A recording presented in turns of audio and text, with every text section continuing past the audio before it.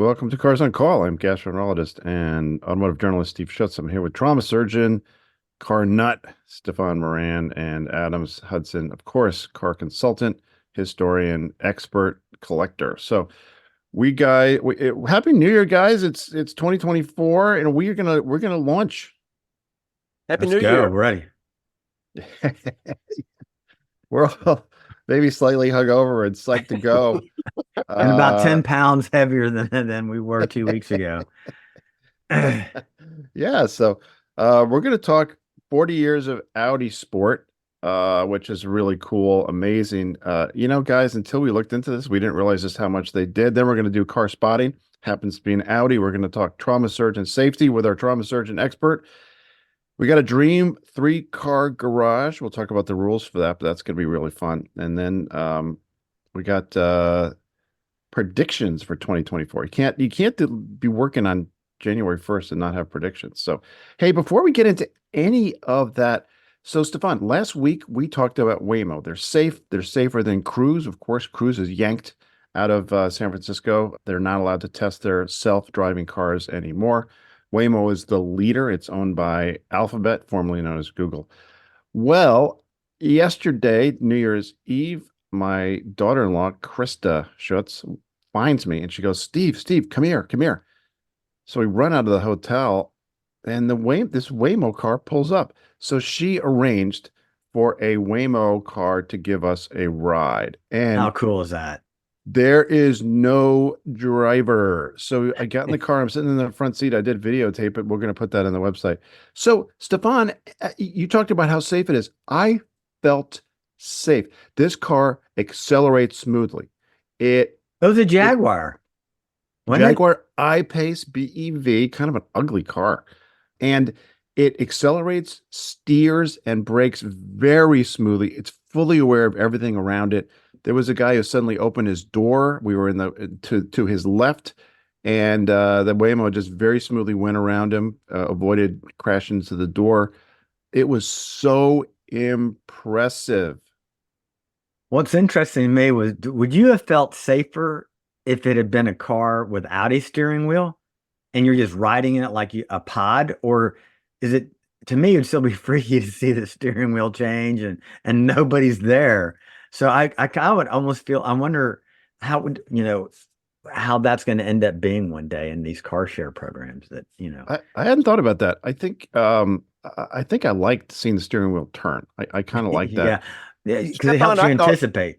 When you said that, I didn't hear you correctly. When Steve said it was in a Jaguar, I thought your question was, would you have felt more comfortable with an Audi steering wheel?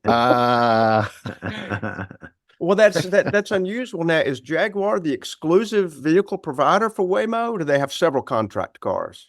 I think it's just Jaguar. There's a bunch of them driving around San Francisco. Every single Waymo car I saw was a Jaguar. I saw I think Lexus, and that was Zook.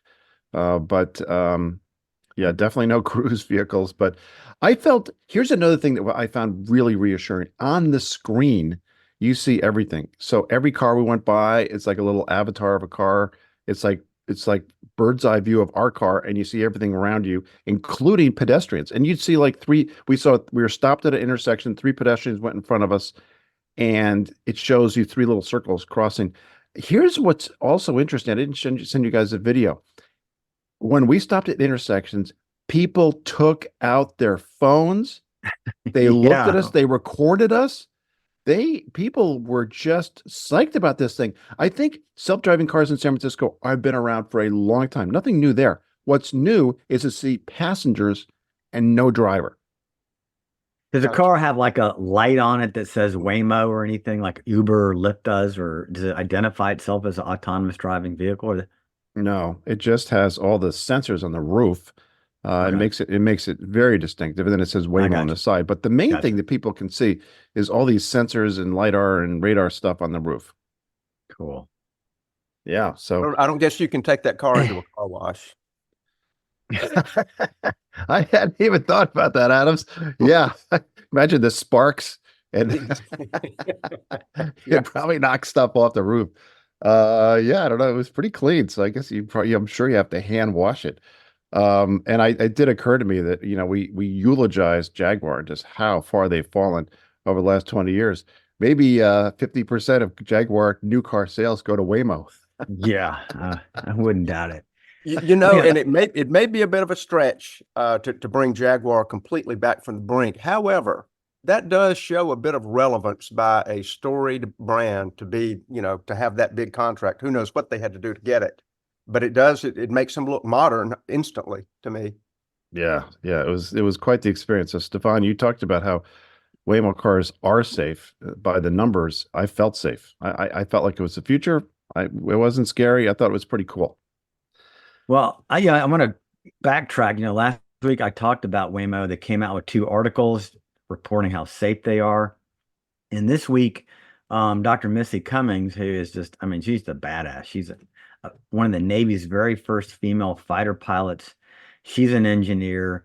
She's at George Mason, and she is really into the whole automated driving technology, and she's a real leader in this field. Well, she came out with an article that was basically a peer review of the Waymo articles. So she looked at it from a scientific researcher standpoint. So she's kind of, what's the expression, sorting out the chaff from the wheat or something like that. So that's what she did. And it's interesting when, I thought that the article was transparent, but then again, I've been out of research a long time.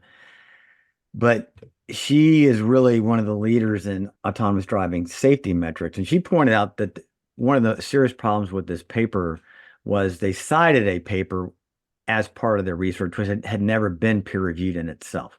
So that's kind of, adding on to the different literature. And that Google, the parent company Waymo, paid for this study, so it wasn't independent research. And then the fact that it wasn't disclosed anywhere in either articles that Google's paying for this, is paying for the research, and as well as one of the papers they cited wasn't peer reviewed. But overall, it still is a great article. And then she went into a few other things, and I can put a link for that on the website too. Great to read.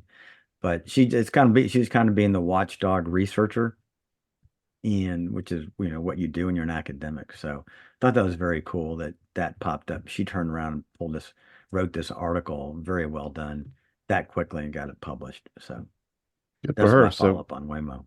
So what you're saying I'd is, love to have her on the show sometime. I think she would be tremendous to have. She's incredibly bright, and anybody who's a fighter pilot now is doing an educator in automotive research and at a university. That's just cool to me. that's awesome. Well, I guess we can say that, despite the problems with Waymo's data, they could still be president of Harvard. So anyway, we'll move on. Good point. We'll move on to Audi Sport. So 2023 was 40 years of Audi Sport. And, Audi Sport sprung onto the scene actually in 1981. That's when they started doing rallying. And they really burst on the scene. And then they dominated. And I do remember, we all remember those cars, the very distinctive livery, Audi Sport, Audi Quattro, all-wheel drive, which was new to World Rally. And they really, really did incredibly well, dominated. I do remember one thing that was different. Back then, Adams, you can speak to this. Companies like, you talked about Jaguar and their motorsports. The difference between Audi back in the early 80s and other manufacturers was they all had a budget, and it was their motorsports budget. And they had all these, marketing budget and whatever. Audi, because of their leader, Ferdinand Piëch, I always mention that guy's name, but he deserves credit for this innovation. Number one, he really pushed Quattro all-wheel drive, and he used rally to push it. Number two, he spent R&D money on racing, not just motorsports money. Well, I think that. I'm sorry. Go ahead, Adam. I was going to say when the Audi came out, when the Quattro came out, rather, I remember seeing it in showrooms, and I was stunned at how expensive it was over the normal two-wheel drive vehicle. Yeah. And I just thought, is there any market for this at all? And now look what history has done. I mean, everybody offers a four-wheel drive or all-wheel drive variant. And that car he was onto something. He knew that technology was just going to be a door buster and an eye opener. And it just did everything he ever set out to do in racing, just thing after thing after thing. And I think for listeners to understand how monumental this was, there's always been four-wheel drive, trucks, Jeeps, And that is a very different setup than all-wheel drive. So you really shouldn't say four-wheel drive and all-wheel drive. They're not really synonymous in terms of mechanical engineering standpoint. So this was bringing the concept of having four-wheel drive, all-wheel drive, but in your classic all-wheel four-wheel drive vehicle, you can't go on dry pavement with all four tires locked up. But this was a concept where you would have power going to four wheels with differentials that would put the power to the wheel as having the most traction. So it's very different than four-wheel drive. But now it's become a little bit more. They become similar with different synchro meshes in them. But so this was really a revolutionary thing, and now we have all-wheel drive across almost all manufacturers. And we'll talk a little bit later about the safety aspects of all-wheel drive. Well, what happened was they used to be very different because you had a truck that had to like go through the mud, and you wanted all the wheels going together. And then you had cars where they'd be sliding around, but on tarmac, and they'd be racing. And that's what Quattro brought you, this all-wheel drive. Now, of course, they've kind of merged, not because cars have become more four-wheel drive, it's because trucks have become more all-wheel drive. Yes, exactly. So before we leave rally, because Adams is going to talk about LeMans, but before we leave rally, there was a woman of French descent. 1981, she won a world rally race for the first time ever for a woman. Talk about her. Yeah, so that was Michelle Mouton, who we talked about on the show with Carol Gratzmanow. And in 1980, Audi Sport, the new factory team, they called Michelle Mouton and signed her for the World Rally Championship. She had already proven and won some races in France and rallying. And so she joined the team in 1981. And Michelle Mouton described the phone call from Audi as a complete shock. I mean, you can imagine this is in an era where men have always dominated in motorsports. There's been very few women in motorsports. This is back in the 80s. Times weren't as progressive back then. And she had won some races, but she got a call from the new team with the Quattro, the team everybody wanted to be on, and they picked her. And she joined the team, and they picked her over male rivals. I think that was a fabulous marketing coup as well on Audi Sports picking her, but she was well-deserved as well. And yep, she had 4 victories in World Rally, and she finished runner-up in the Drivers' Championship in 1982. So she was, fabulous driver. So, but that was just a real great marketing coup as well. But she deserved a spot, not just because she was a great driver, but it was bold of them to pick a female driver because that was clearly, not a move a lot of teams would have done. She would compete. She'd beat the men. She'd beat her teammates. She was so impressive. I thought she was terrific. I wish she were around more, maybe at events, kind of as an ambassador for Audi. I wish we'd see her more. Anas, before we get into motorsports from the Le Mans standpoint, talk about how Audi evolved, because we all know before the Quattro and before rallying success, Audi was nowhere near BMW or Mercedes in prestige, and now they really are, and they have been for a long time. Talk about that. They had, I vaguely remember Audi prior to the Quattro, and they had the little Audi Fox, which was known as the 80 in Europe and the 90, and then the 100 LS, and they were just sort of a fringe boutique brand. I mean, people knew what they were, sort of, the 4 rings on the front, and they were very handsome, very conservatively styled, but people just didn't know a whole lot about them. And I think the Quattro, like we've been talking about, is the thing that made it a little bit more of a household word. And it was just fortuitous that the 4 rings that represent Audi, which was really 4 manufacturers coming together, came to signify Quattro. And so now I'd have to say unintended acceleration is what put them on the map of people. I'm afraid. Oh my God. I am afraid you are correct. The Quattro salvaged the company, I think. But I'm sorry to interrupt you, but I had to get that in there because I didn't know about Audi. I'd kind of seen this, but then once the unintended acceleration came up, I knew all about Audi. Yeah, and I'm afraid you're right. That did make them known in a rather infamous way. I'm going to say that story, the 60-minute story Stephan's referring to, which was a fake story, by Fake, the way. Yeah, absolutely fake. It was terrible. hippies. I mean, people should have been sued, not just a little mea culpa, but they should have been sued out of existence. I'm still a little mad at 60 Minutes over that one, but it was in around 1987 or 1988 that came out. I actually worked at a Volkswagen Audi Porsche dealership at the time, and I remember a person who was in the service bay at the time with an Audi at our dealership. She had brought it in to have service work done. And somebody mentioned, "Oh, you're in one of those cars that unintentionally accelerates." She didn't know anything about it. And they started telling her about it. She left in a cab, never to pick up her car, and said, "Forget it, I'm out." It was that Oh, scary to jeez. people. Yeah. It And was unfair. it was totally unfair, and not to deviate too far, but Audi had to scratch back from that. They had started to make a living at selling cars, and that was with the Audi 5000 back in the day. They actually had a 4000 as well, a smaller car.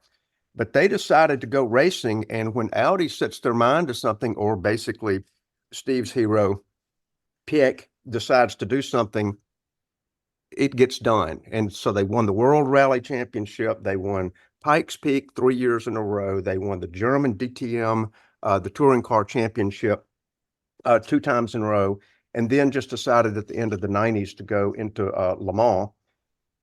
Their very first Le Mans effort. And you think about how, I mean, they call it the world's toughest motorsport racing event. And it is, I mean, it's 24 straight hours, of course. Their first effort in 1999, they get a podium finish, third place. Then, and there's the one, that's the one everybody knew about. That was In a diesel. In a diesel. Yeah, that was the later. I think there's Okay. a photo of the gas-powered one, the initial R8, which they won beginning in 2000. They won 2000, 2001, 2002, and then Steve, educate us on what happened in 2003. Yeah, they had bought Volkswagen Group had bought Bentley, the brand, in 1998. So it takes 3 cars or 3 years from when you conceive of a car to when it comes out. So 1998, they bought Bentley. They started making a new car, which of course is the Continental GT, one of Stephan's favorite cars. So that came out in 2001, and then they wanted to remind people of Bentley's racing heritage. So they took the Audi and they rebadged, they painted it green, and they said put Bentley on the side. So the Audi won in 2003, but it was called a Bentley. Oh, geez. Just sort of a token victory, just like here. Okay, we'll let Bentley do it. And so then Audi says, well, that was fun that Bentley won. So they go back out. They win again in 2004 and in 2005. And then in 2006, it was coming to the forefront with the alternative fuel technology. Audi said, hey, we could probably put a diesel in our race car and see what happens. And so they go and compete with the diesel engined vehicle, that one right there, and win on its inaugural race. The first, and now diesels had competed in Le Mans before. This was not a first, but they'd never won. Audi, the Germans are really good with that diesel software, for emissions. That's right. This thing was spewing out clouds of black smoke 24 hours. It's just unbelievable that they just set out, they just sort of chose a target and just continued to just dominate. Audi went on, and we can move on. They went on to win 13 times. Wow. And that is second only to Porsche, which is largely the same technology and even some of the same drivers and techs. Porsche's won it 19 times. But look at that. I mean, if you added those two up, they have just completely dominated Le Mans. Yeah, it's the modern era, incredible thing. When we think of the 50s and 60s, of course, you think of Jaguar and then Ferrari. But the modern era, it's all Volkswagen Group, no doubt about it. So we're going to do car spotting. But before we get to that, let me just say that, back when Audi Quattro came out in the early 80s, 81, basically, when that happened, the clear dominating brands in the U.S. luxury market were Cadillac #1, Lincoln #2. and then you had Mercedes and BMW kind of coming up. Audi was completely irrelevant. Now they outsell Cadillac and Lincoln probably combined, and they are Wow. legitimate equivalent competitors to the best brands. And one of the things that started all this was the Audi TT, and Adam's talking about that. And Stefan showed the picture. We spotted one. Audi TT was a groundbreaking car. Wait, is that looks like an R8 that's been in the dryer too long? But Uh, that car, and let's be fair. I don't mean that even as a negative. It's just kind of a joke. Every now and then somebody will see a TT and they'll think it's a twin turbo TT. Yeah. When of course the TT is named for the Tourist Trophy, another race that Audi just cleaned up on. But this car, and I think it was launched in 98-ish, Steve, 98 or 99, and I think it was 98 as a 99 model. Yeah, right around then. Okay. Yes. And it was, it came out originally as a concept design probably 3 years prior, and it was just like something no one had ever seen before. This is considered the Bauhaus school of design, and it's just a trim little silhouette that just has almost no straight lines on it at all. And this design is credited to Jay Mays and Freeman Thomas. Thank you so much. Yep. And that, Jay Mays went on to do the relaunch of the Ford GT later. So no lightweight in the world of design. But this car was just a neat little two-place coupe. You almost couldn't tell where the motor was. I mean, when you looked at this car from the profile, it's like, is that a mid-engine car? But it's a front-engine car with a 1.8 motor. They went on to win Car of the Year a couple of years later, just because it was so unique in its design and in its stature.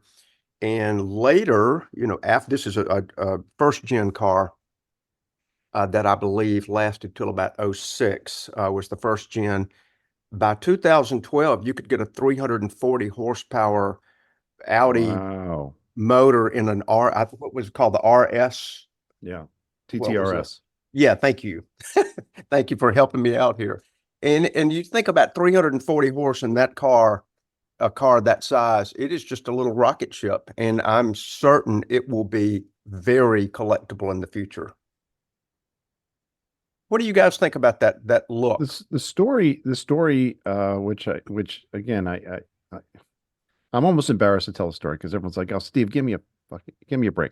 But Ferdinand Piëch went to Freeman Thomas and said, "Hey," he started when he became CEO of Volkswagen Group, really pushing platform sharing. And he went to Freeman Thomas and said, "Take the Volkswagen Golf platform and make an Audi out of it, make it a sports car, make it legit, make it look good." This is a Volkswagen Golf with a different body on it, and yet no one perceived it that way. It had a beautiful interior, had a very, as Stefan said, very distinctive design. Well, I guess you said that, Adams. But, it's a very distinctive Bauhaus design. It looks so cool that everyone forgot that it was a Volkswagen Golf. And then later became a Beetle. Yes, it did. No, but I agree. When this car came out, it just exuded a style and design that we had not seen on the roads in a long time. And this was a car that caught everyone's eyes. Even the details down to the little vents inside, they really detailed nice on this car. Of course, this Gen 1, you can tell looking at the shape, they had some aerodynamic issues at high speeds. They ended up having to put a little spoiler on the back of them. I have to go ahead and just make particular note. Look at that's the most handsome gas cap lid I've ever seen in my life. It really is. Just that detail in and of itself. Now, Audi did have a slight bit of mechanical malady during these years. They were popping water pumps pretty good, or just slinging the belt from the tensioner and causing a little overheating problem. And Stefan, I believe you have a graphic that that the internet world decided to make a little fun of Audi with a particular Yankee Candle scent. Oh. There it is. If you can see the bottom, it's I believe it's Sweet Coolant is the name of this fragrance. But poor Audi suffered a little bit of a setback in that, but being the Germans they are and dedicated to engineering, they corrected that in short order.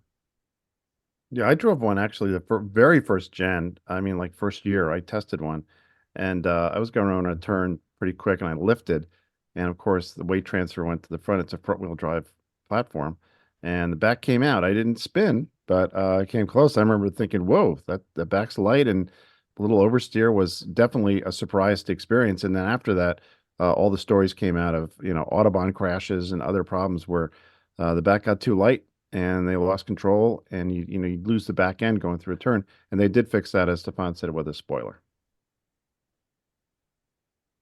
All right, well, let's move on to safety because Stefan, you're going to talk about the safety benefits of Right. all-wheel drive or quattro. So for this safety segment, we're talking about the benefits of you've got a vehicle choice, and you can do two-wheel drive, which is typically going to be front-wheel drive in every car, or you can pay the extra money for all-wheel drive. So you have to ask yourself, what are the benefits of having an all-wheel drive vehicle over two-wheel drive? Well, the first part of the benefit of all-wheel drive is physics. So by adding additional transfer cases and the mechanics to make a car four-wheel drive, think about it, you're putting weight, basically adding weight to the bottom of the car. So what that does is then lowers your center of gravity. So, it's like the last thing you'd ever want to be driving is a two-wheel drive Jeep, because you're going to flip that thing, it's going to roll.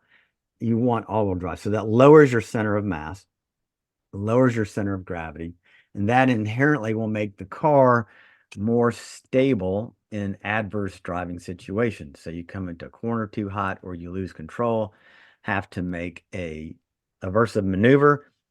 And then the second thing that, it makes sense that if you're just driving on dry pavement and your grandma going to church every Sunday, you really don't need all-wheel drive. But your grandma going to church on Sunday and you come home and it starts to rain and hasn't rained in 7 days and you're not thinking about it, and you take the same corner at 30 miles an hour that you've always done and you get a little slippery, lose control. That is when you have inclement weather, that's where the all-wheel drive platforms really make the vehicle safer. You're more likely to regain control. You're more likely to maintain control. And what that comes down to is not that it's all-wheel drive, but what it comes down to is that is the electronics in the vehicle controlling the brake as well as noting the slip rate of the various tires. And what it's going to do is it's going to change the traction to the tire that actually has traction. So it provides stability. And then when you get into the really fancy all drives like the Audis, the Porsches, they will actually markedly help you turn out of a corner for high performance. The cars are really amazing. Steve-0 and I drove the Turbo S all-wheel drive at Barber Track, and you got in that thing, and it was like coming out of the Porsche, yes, the Porsche Turbo S with all-wheel drive and four-wheel steering versus the GTS, which is just rear-wheel drive. It was unbelievable, the difference. And I always talk about just driving high-performance four-wheel drive car, it's point and shoot. You point the car where you want, and if you floor it, the car it's going to go. So they're designed to have less oversteer, understeer. So for daily driving pavement, there's not a big advantage. But when you need to get out of the way of something, or you get into inclement weather, snow, gravel on the road, sand on the road, traction is down, all-wheel drive is going to have marked safety benefits. I actually searched to see if there's actually literature comparing two-wheel drive versus all-wheel drive, the same manufacturer. I couldn't find that. But we clearly do know some disadvantages are going to be you've got more parts. More parts means more things to break. And then you're going to have your gas mileage is going to be a little bit worse, as well as probably some tire wear. But overall, my wife, when we bought her car, she got a little SUV, a Hyundai Tucson. I got the all-wheel drive. She's like, she said, I don't need four-wheel drive. I said, well, it's all-wheel drive, honey. Your car's going to be basically driving around with front-wheel drive, and in the rain, going down the interstate, the rear tires will kick in, and it's a much safer vehicle. So. I enjoy all-wheel drive, Stefan. That's very good points, because you're talking about in the high performance world that it really is. That's a great description, the point and shoot. A lot of times you'll see people, oh no, I'd rather have the rear wheel drive. I mean, these are performance oriented drivers because it's more engaging. Well, the truth of that is, yeah, it may feel a little bit more tail happy, or like Steve's experience where you can kind of break two tires loose, sometimes on purpose, sometimes not, you can recatch it.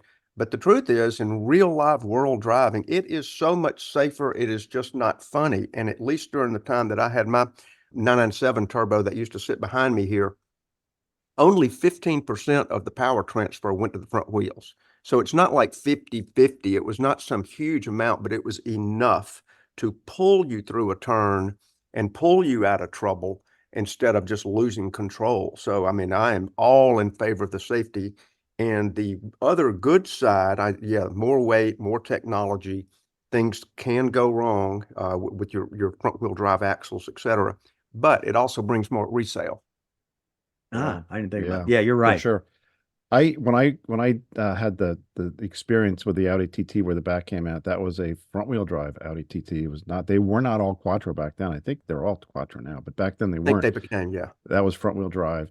And Stefan, to your point, I was, I own a 911, a new one. I was shocked at the difference between the rear wheel drive and the turbo, which has all wheel drive. I couldn't believe how much easier it was and faster it was on the track because it felt more stable. Absolutely. You don't get that seat of the pants where the rear end starts to shake, where you're losing the edge of traction and your rear end just jogs a little bit back and forth. You don't get that. And what you get in the all-wheel drive vehicles, the entire vehicle itself kind of just shifts a little bit, which is a lot less unnerving than having the rear end shift on you. So you're right. They're much safer, faster, point and shoot. So I would highly recommend all-wheel drive if the vehicle option. That was one you'll, like you said, long term, it's going to keep you on the tarmac. All right. Well, let's move on. And we got what I call the dream three-car garage. All right. And So what are the rules, Steve-0? the rules that we had Adams and I are because never good about the rules. Adams kind of hinted at this in one of our emails, and he's got a really good point. If you have a dream three-car garage, well, you'd buy a Ferrari 250 GTO, and then you'd sell it for 100 million, and then you buy like 50 cars. So we can't do that. And what the rules are is 3 cars. They have to be new, available for sale now in January 2024. You have to keep them for 5 years. You cannot trade them. So these are cars you have to actually live with. And it's 3. You have no other cars that are available to you. So these are new cars that you have to live with. There's nothing else you can drive. And what do you pick? And I think this is kind of fun because you have to really think about all aspects of your life. So all right. I got this. I nailed this in I didn't have to think about this. All right, this cool. was so easy for me. Stefan, you didn't even leave the showroom. You stayed in one showroom the whole time, didn't you? Well, no, I didn't. I thought about it. I really did. You're right. I almost picked out 3 Fords. You're right. Absolutely. I think seriously, I think for car guys, this is easy. You have a car guy who's really car guy. He'll think for like 30 seconds and he's got an answer. All right. So here we go. I'll start or she. off. So yes. So here's my first pick, and this is a little bit of a contrarian pick. So my first pick is a Ford Ranger Raptor. I own an F-150. I've had it since 2010. It is gigantic. It was great when I was towing my 5,000-pound boat all the time. It was great when I was towing my 18-foot trailer moving. But everyday use in a pickup truck, I don't need an F-150 anymore. I do have a 10-foot trailer that I tow. This will tow my boat if I need to. I'm not towing as much. So I'm downsizing to the Ranger Raptor. I'm not surprised. The perfect size truck. I'm not surprised one bit by the brand on the front of it, but I am a little surprised by the model. And I got to say, Steph, I'm proud of you. Well, I would love to trade in my F-150 right now in a Ranger Raptor. And I may do it here in a couple of years because my truck's getting beat up. But this is the color I'd pick. Azure Gray Metallic Tri-Coat. I'd go for the beaded rims. And I'd be perfectly happy. And our former guest, Andrew Clark has this exact model on order. This is the one he picked out. Good choice. That's my first car. Now my second choice is absolutely. I've talked about this car. Ooh. Man, So nice. this is the Bentley Continental GT Speed Edition 12 W12. So this is their last homage to the internal combustion engine. These are limited editions of W12s. And I know that Steve-0 is laughing. He sent me a picture of one of the top 10 depreciating cars you can buy is a Bentley, but not this one. So I thought about the Mulliner edition, but I said, no, this is the one I want. And this is the exact color I'd get. What is that color? Because That that's color pretty. is, It's It's gorgeous. just where wonderful. is, yeah, I'm sure it's got some Bentley-esque name, it but does have a Bentley. Oh, shit.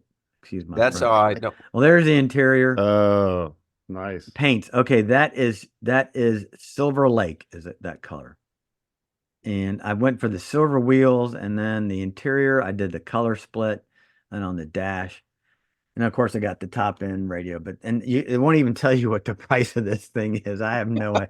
I can't. It's I'm got to sure it be. says inquire with It an does, E, yes. with an E. Yeah. So Yeah. this would be my, wife and I go out, or I'm taking a road trip.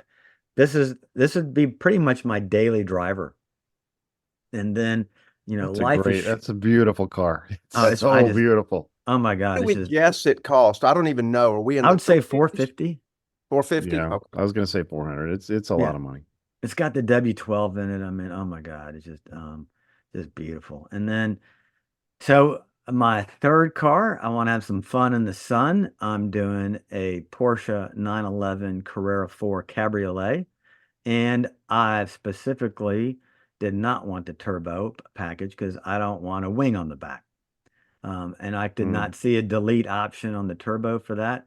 So I got the GTS, and the GTS does not, I can get it without a wing on the Cabriolet, and it keeps the design clean. If you look here from the side, it's just a beautiful, clean design in 911. The color I would go would be in Porsche Tivoli Blue, which is a Peugeot color, which you can see here. And Will that make it instantly leak oil?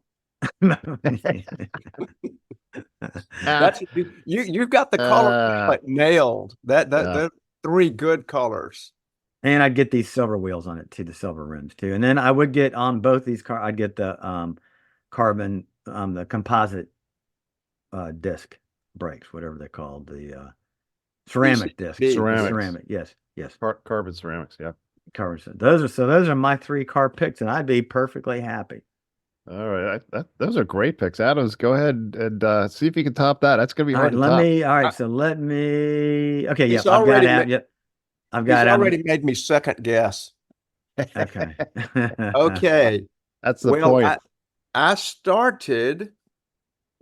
I didn't pick the Ferrari GTO right there. That is my do everything. I do not tow a boat. I do not tow a trailer. So all I need is a little bit of room there.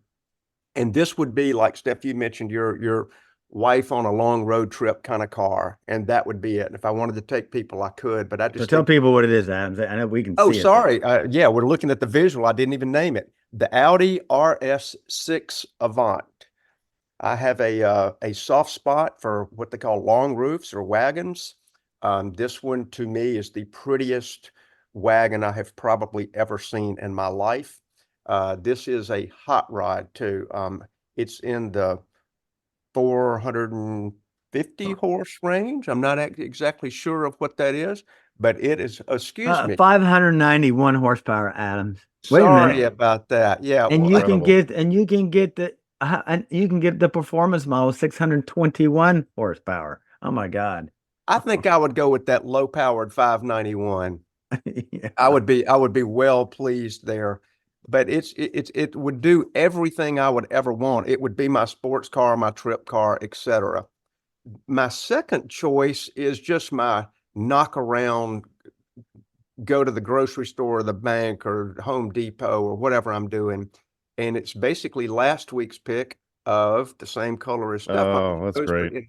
In the Outer Banks Bronco, the Ford Bronco, exactly as I had equipped it last week. I mean, just enough. I did not go with the Raptor version.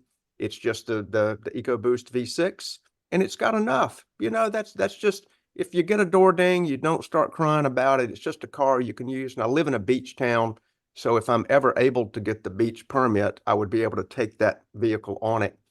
And so that's my just A to B car. I probably wouldn't take it on a trip.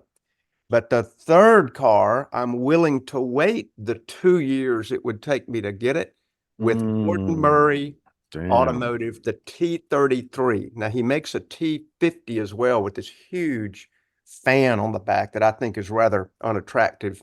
I agree. But this car, the T33, if you're not able to see it, folks, if you're just in listen only mode, you need to look it up. And he doesn't say this, but I think we all know that he borrowed the T33 name from the Alfa Romeo of the same name, the Stradale, just because he loves Alfa Romeos, he loves Lotus, he loves lightweight vehicles and just very minimal design flair. This has got a V12 stuffed in the middle of it, made by his friends over at Cosworth. Might be a little difficult to get serviced, but if you got a T33, I think they fly the text to you. And you're going to spend $2 million and you're going to wait probably a couple of years to get it. But I would have that spot in my garage waiting on it. Beautiful. It looks very Lotus-ish. This is the manufacturer's Gordon Murray Automotive. This is, by the way, I think it only comes with a manual transmission, Adams, right? Indeed it does. And I'm glad you brought that out, Steve. He is a purist. He does not go for the full-fledged techno package on everything. And yes, this is a manual shift only. And of course, it's naturally aspirated. You know, he eschews the turbo world a bit. And just look at that sculpture, folks. We're looking at the front end, which would have been a cutaway of this 4-cam ridiculous Cosworth all aluminum V12 with the upswept headers, because the motor is stuck so low in the car and the exhaust pipes actually come up pretty high. I believe they come out above the rear bumper. So you got 600 horsepower in your Audi wagon. You got probably 650 here. Every time you get in the Bronco, you're going to feel like you're riding a bicycle. You're right. You're right. That's a great choice. That's a great choice. Yeah. Wow. All right. So I'll give you mine. Let me pull yours up, Steve. Yeah, right here. I have so much fun with this. And by the way, as soon as you There we started go. going, I'm like, damn, I should have picked the RS6 wagon. I mean, literally, I should have picked the RS6 wagon. You actually sent me a photo of one. I was thinking you were. I thought, that Steve's kind of showed his hand. I hope I didn't take it from you, but apparently not. Yeah, I wanted a comfortable car to take another couple to dinner with, and to go to the store and grocery store and stuff. And I live in a snow belt, so I want to have more ground clearance for a family hauler. So this would be winter months, or going to the grocery store where I need extra space. This is the Lexus LX600. I had an LX470, and then I currently have an LX570. And they don't break down. They don't lose their value. There's no rattles. The quality on these is so incredible. And in deference to both of our great friend, Dr. Stephan Moran, I want something safe. And this is a tank. So I wanted this for safety. I would take it on a long trip if I, took my dogs and we were going to stay for a while. But my next car would be an everyday driver, which would be a 911 GTS. And the GTS has a little bit more power than the S. I'd make sure it had a manual. I'd make sure you did not get I want to get regular wheels so I can take the wheels off and change the tire if I need to. But otherwise, it would be manual transmission. I probably would get it in red like this. And this would be my everyday driver. I have a 992 911 that I daily drive now with a 7-speed manual. I love it, but I wouldn't love it in the snow. So I'd have summer tires on it, and every time it snowed, I'd take either the Lexus or my third pick, which is, I think this is going to be the luxury car in 2035 when all those battery electric rules kick in and you're not allowed to sell internal combustion cars. Well, I think they'll always have to sell these big, heavy diesel trucks for farmers and ranchers.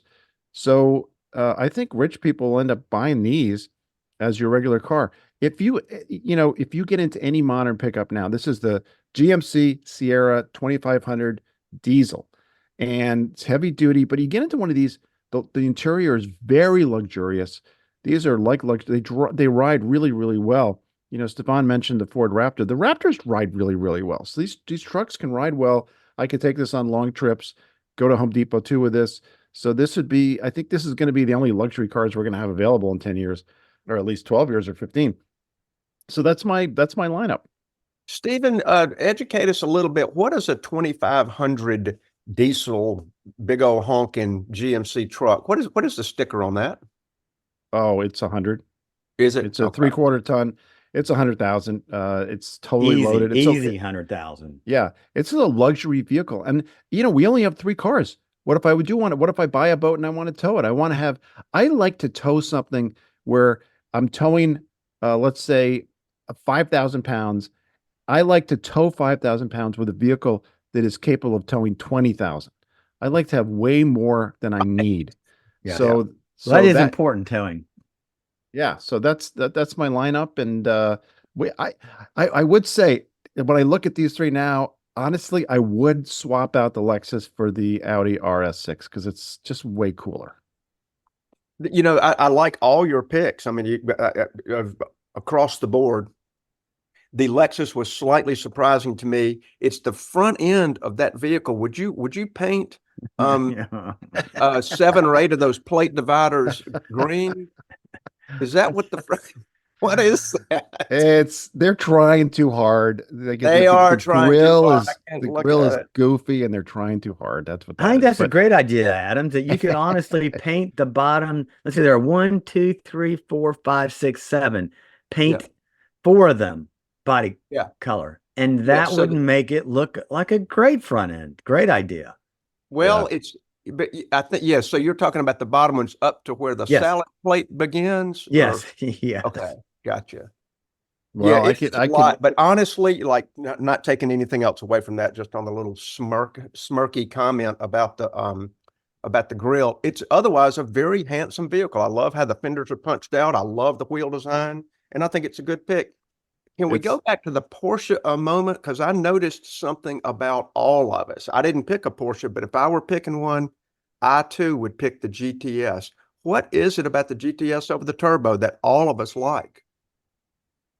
The turbo's too much for me. It's got the fender vents on it it's got intakes everywhere for cooling, and the GTS gives you the bonus performance with clean design. And it's like on my Bentley, I did badge delete except for the one on the front hood. No badges on the car. My Raptor would come with no Raptor decals. I would have a complete delete on that. And same thing when I spec'd out my Cabriolet, I did delete on everything I could delete. There were no badges anywhere on the car. The only thing it had was the Porsche across the back tail lights, which you can't get rid of. Steph, I think you said it before, and I don't know which you applied it to, but you either said like the GTS is like the Bullet Mustang, or you said the Bullet Mustang is like the GTS. Yeah, they both offer they offer all the performance that you need with none of the flash or show. It doesn't scream out, "Hey, look at me." The 911 Turbo for me is the girl. She's smarter than you. She's better looking than you. She's got a great family, but she's no fun. Yes. I think that's perfect. Again, the empty space behind me used to be a 997 twin turbo, and that car was so much more capable than I was. It wasn't fun because it just did everything a little bit too right. It was too sterile.